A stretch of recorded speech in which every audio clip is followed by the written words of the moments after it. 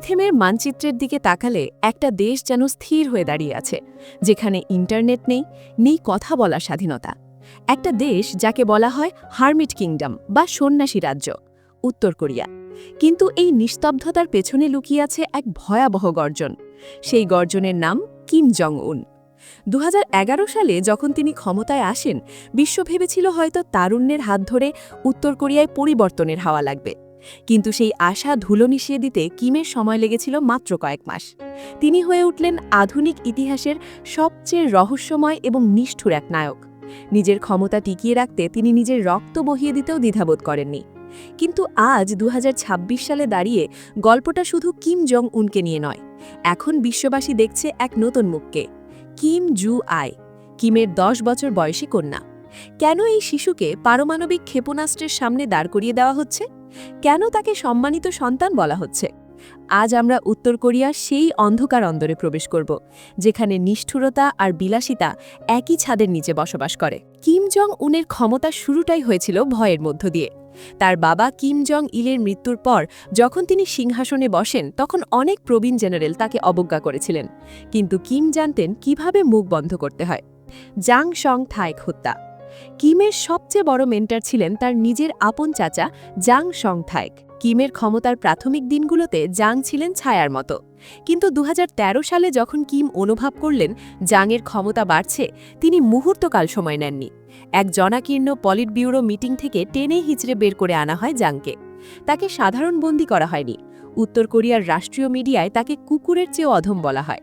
তার মৃত্যুদণ্ড ছিল লোমহর্ষক। তাকে একটা বিমান বিধ্বংসী কামানের সামনে দাঁড় করানো হয়। সেই কামানের গোলায় জাংয়ের শরীর ছিন্ন ভিন্ন হয়ে ধুলোয় মিশে যায়।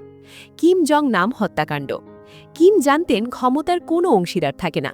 তার সৎ ভাই কিম জং নাম দেশের বাইরে নির্বাসিত জীবন কাটাচ্ছিলেন। তিনি ক্ষমতার প্রতি আগ্রহী ছিলেন না, তবুও কিমের চোখে তিনি ছিলেন এক হুমকি। 2017 সাল কুয়ালালামপুর বিমানবন্দর। বিশ্ববাসী অবাক হয়ে দেখল কিভাবে একটা হাইটেক কিলিং মিশন চালানো হলো। দুজন নারী যারা ভেবেছিলেন তারা কোনো রিয়ালিটি শোর মজা করছেন, তারা কিম জং নামের মুখে VX নার্ভ এজেন্ট মাখিয়ে দেন। বিষ এতই শক্তিশালী ছিল যে 20 মিনিটের মধ্যে কিম জং নামের স্নায়ুতন্ত্র বিকল হয়ে যায়। তিনি বিমানবন্দরের ক্লিনিকের মেঝেতে যন্ত্রণায় ছটফট করতে করতে শেষ নিঃশ্বাস ত্যাগ করেন। উত্তর কোরিয়ার সীমানার ভেতরে এমন কিছু জায়গা আছে যা পৃথিবীর কোনো মানচিত্রে স্পষ্টভাবে দেখা যায় না। এগুলো হলো কানলিসো বা রাজনৈতিক বন্দী শিবির। হিউম্যান রাইটস ওয়াচের মতে এখানে প্রায় 1 লাখ থেকে 2 লাখ মানুষ বন্দী আছে। 3 প্রজন্মের শাস্তি। কিম প্রশাসনের সবচেয়ে ভয়ঙ্কর আইন হল গিল্ট বাই অ্যাসোসিয়েশন, অর্থাৎ আপনি যদি কোনো রাজনৈতিক অপরাধ করেন তবে আপনার 3 প্রজন্মকে মাসুল দিতে হবে। আপনি জেলে যাবেন, সাথে আপনার বৃদ্ধ বাবা মা এবং আপনার কোলের শিশুটিও সেই নরকে নিক্ষিপ্ত হবে। উদ্দেশ্য একটাই, ভবিষ্যতে যেন কেউ বিদ্রোহ করার সাহস না পায়। এই ক্যাম্পগুলোতে মানুষের কোনো পরিচয় নেই, তারা কেবল একটা নম্বর।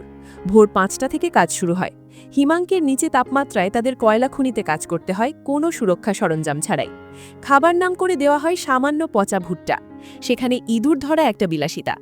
অনেক বন্দী ক্ষুধার জ্বালায় মরা মানুষের মাংস পর্যন্ত খেয়েছেন বলে পালিয়ে আসা ব্যক্তিরা দাবি করেছেন। মহিলাদের অবস্থা আরও করুণ। গার্ডদের হাতে নিয়মিত ধর্ষণ এবং জোরপূর্বক গর্ভপাত সেখানে সাধারণ ঘটনা। যদি কোনো শিশু জন্মেও যায়, তাকে শুদ্ধ রক্ত রক্ষার দোহাই দিয়ে শ্বাসরোধ করে হত্যা করা হয়। কিম জং উনের এই শিবিরগুলো শুধু জেল নয়, এগুলো হলো পদ্ধতিগত নিধন কেন্দ্র। 2016 সালে ভার্জিনিয়া বিশ্ববিদ্যালয়ের ছাত্র অটা ওয়ার্নবিয়ার উত্তর কোরিয়া ভ্রমণে যান।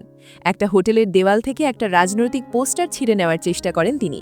কিম জং উনের আদালত একে রাষ্ট্রের বিরুদ্ধে যুদ্ধ ঘোষণা করে এবং তাকে 15 বছরের সশ্রম কারাদণ্ড দেয়।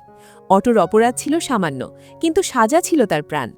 1 বছর পর যখন তাকে আমেরিকায় ফিরিয়ে দেওয়া হয়, তখন তিনি অচেতন।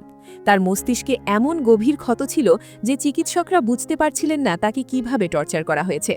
অটোর এই পরিণতি পুরো বিশ্বকে মনে করিয়ে দিয়েছিল যে কিমের রাজ্যে আইন বলে কিছু নেই, আছে কেবল স্বৈরাচারীর ইচ্ছা। কিম জং উন মনে করেন বিদেশি সংস্কৃতি তার সিংহাসনের জন্য পারমাণবিক বোমার চেয়েও বড় হুমকি। তাই তিনি জারি করেছেন অ্যান্টি রিয়াকশনারি থট ল। কে-পপ দক্ষিণ কোরিয়ার প্রভাব। আপনি যদি লুকিয়ে দক্ষিণ কোরিয়ার কোনো সিনেমা দেখেন, তবে আপনাকে ফায়ারিং স্কোয়াডের সামনে দাঁড় করানো হতে পারে। এমনকি দক্ষিণ কোরিয়ার স্টাইলে কথা বলা বা সাজগোজ করাও কঠোরভাবে নিষিদ্ধ। কিম চান তার দেশের মানুষ যেন বাইরের জগৎ সম্পর্কে কিছুই না জানে। Propaganda machine. উত্তর কোরিয়ায় প্রতিটি বাড়িতে একটা সরকারি রেডিও আছে যা কখনো বন্ধ করা যায় না।